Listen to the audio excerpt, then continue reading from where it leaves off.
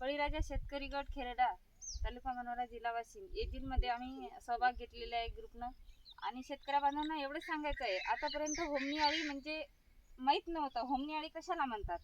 होमनी आळी म्हणजे जो आपल्या जमिनीमध्ये हे असतो, एक कीटक असतो, तो कीटक निर्माण होतो.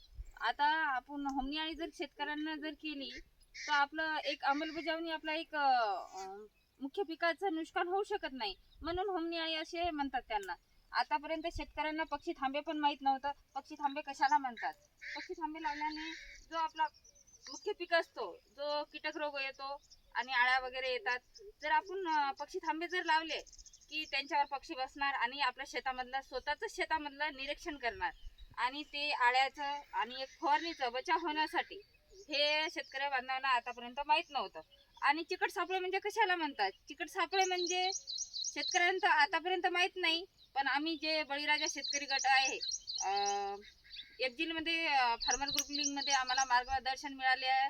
आणि चिकट सापळे म्हणजे जो आपल्या मुख्य पीक असतो त्यांच्यावर मच्छर वगैरे डास वगैरे असतो, ते त्यांच्यासाठी चिकट सापळे असते म्हणतात. आणि हे स्ट्रप असतो, फोरमान स्ट्रप, जो आपला तो